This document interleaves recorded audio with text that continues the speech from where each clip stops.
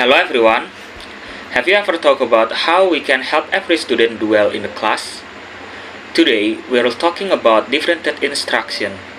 This means that we will change the way we teach in the class so it fits each student's own way of learning. By making sure each student gets what they need, we can help every student do their best. For more explanation, stay to this video. Definition: David Sousa and Carol and Tomlinson, in their book Differentiation and the Brain, argue that the differentiated instruction is crucial because it's alike how the brain processes and retains information. They explain that the brain learns best when instruction is varied according to the student readiness, interest, and learning profile. As this helps from meaningful pattern in the brain enhance retention, Sousa and Tomlinson highlight that when differentiation is applied, students are more likely to be engaged as their individual learning needs are met, resulting in better cognitive outcomes and emotional support.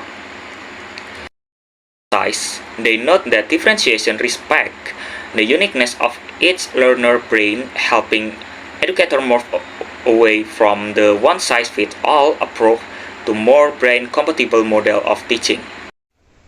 Okay, then what is differentiated learning like? So here are the characteristics of differentiated learning. Quote from the book Differentiated Learning in the Implementation of the Independent Curriculum, written by Robin Sigalingi. The first, teachers are proactive. Teachers must anticipate the needs of the class they will teach by planning learning that is appropriate for diverse students.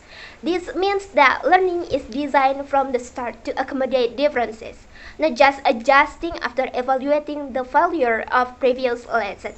The second, in differentiated learning, the quality of assignments is adjusted to the needs of each student. This means that it doesn't mean that smart students will be given the same additional assignments after completing their assignment, but they will be given other, more challenging assignments to improve their skill. The third, teachers consistently address students in various ways to understand their condition in each learning. Based on the result of the assessment, teachers can adjust the learning method to suit their needs. The fourth, provide various approaches in content, learning processes, product produce, and also the learning environment. In differentiated learning, there are four elements that can be adjusted to the level of student readiness, namely content, what is learned, process, how to learn it, product, what is produced after learning it, and learning environment or learning climate. The fifth, the tasks given are based on the level of initial knowledge of students regarding the material to be taught, so that teachers can design learning according to their level of needs. The sixth, teachers provide opportunities for students to learn classically, together or individually, according to their needs and learning situation. And the last, teachers continuously collaborate with students, including in setting class goals and individual goals. Teachers also monitor the suitability of lessons to students' needs and make necessary adjustments. Now, in what aspects teachers should make differentiation? According to Sousa and Tomlinson, in their book entitled Differentiation and the Brain, there are four elements of curriculum that can be modified in response to the student's needs. The four elements are content, process, product, and effect.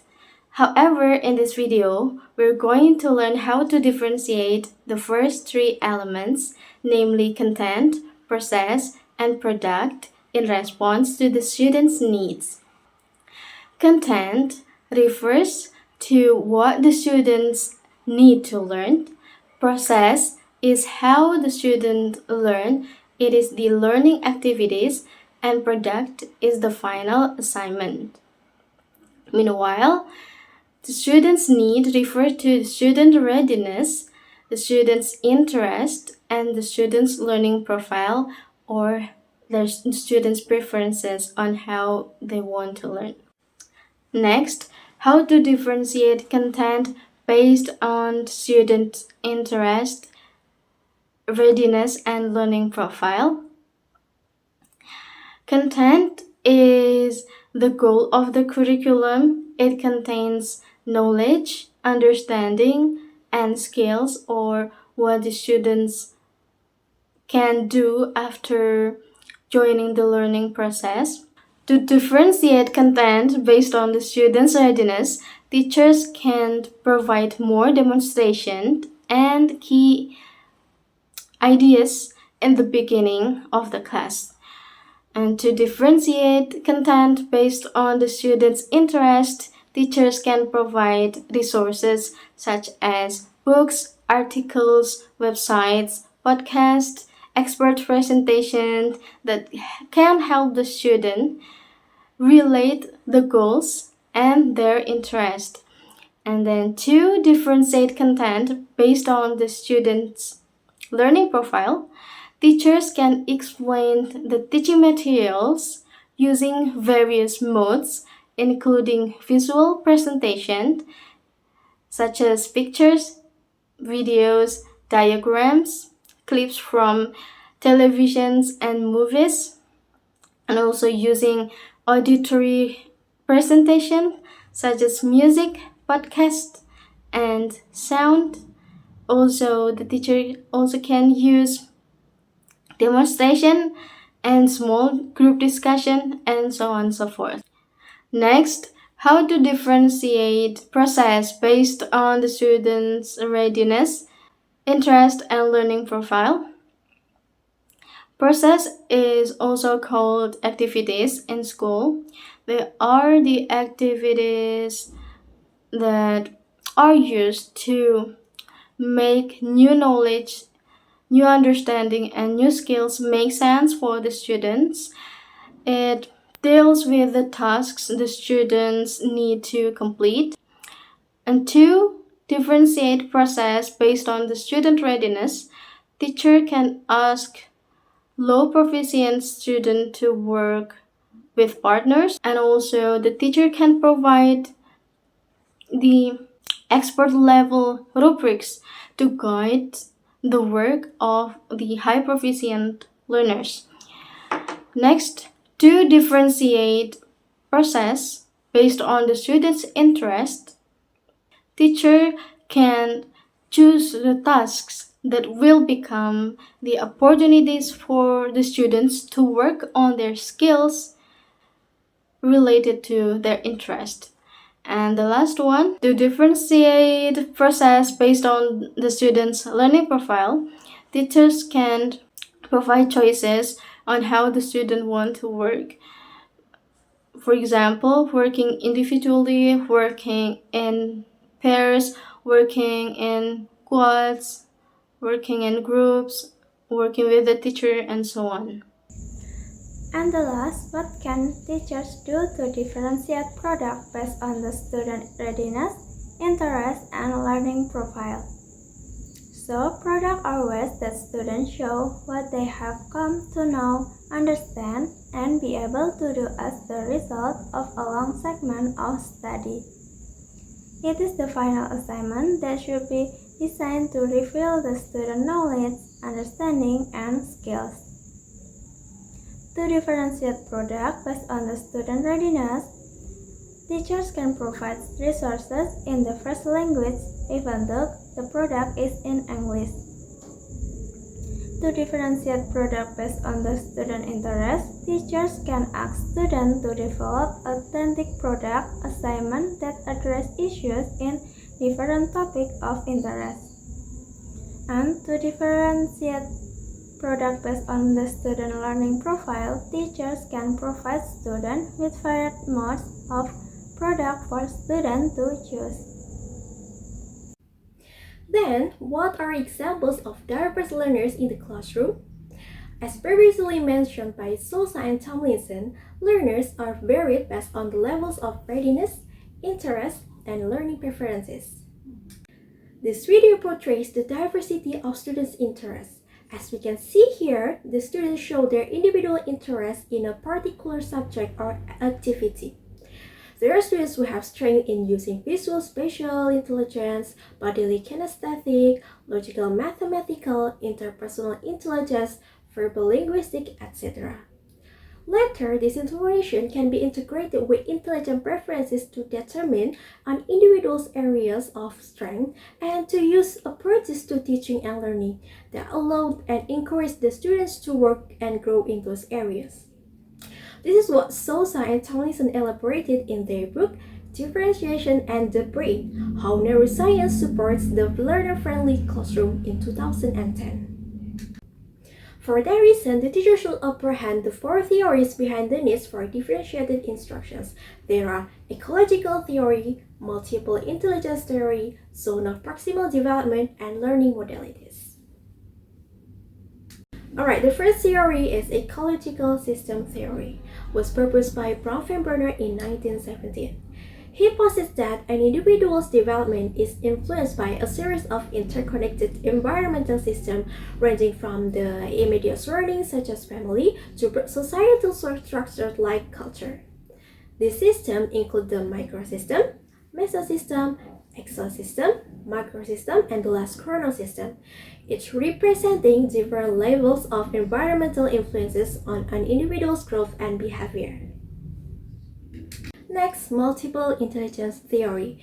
This theory is proposed by Harvard psychologist Howard Gardner in 1983.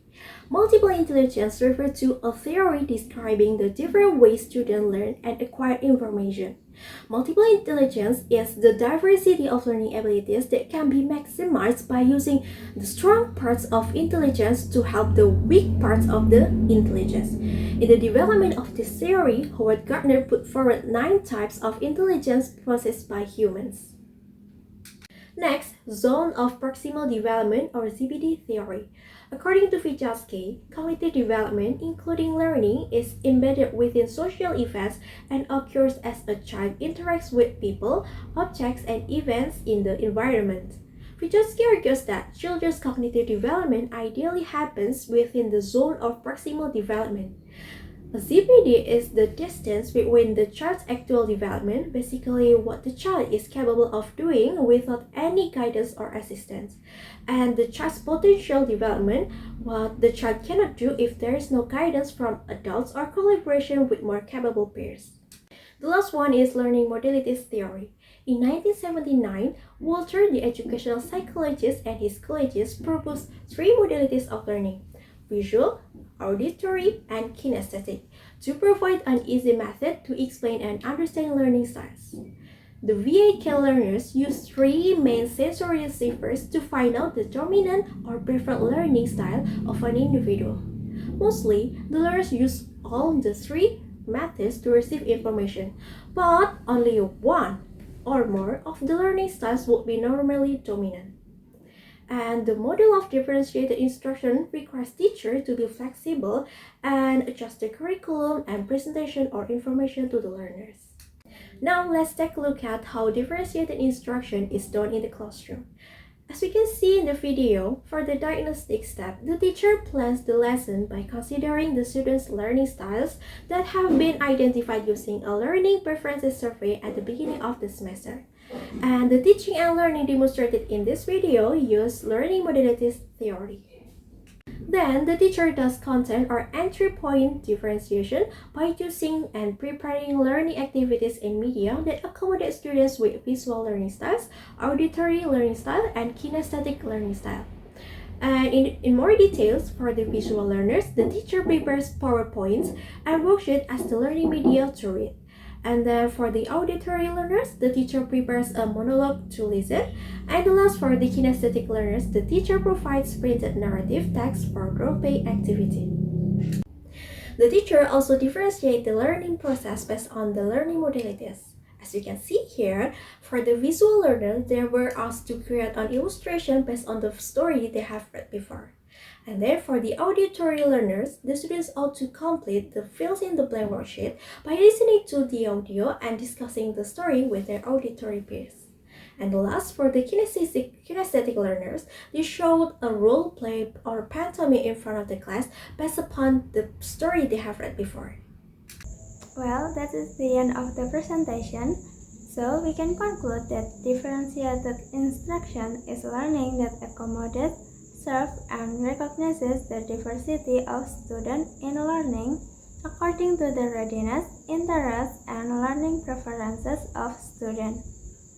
The needs of students are the main focus in differentiated learning.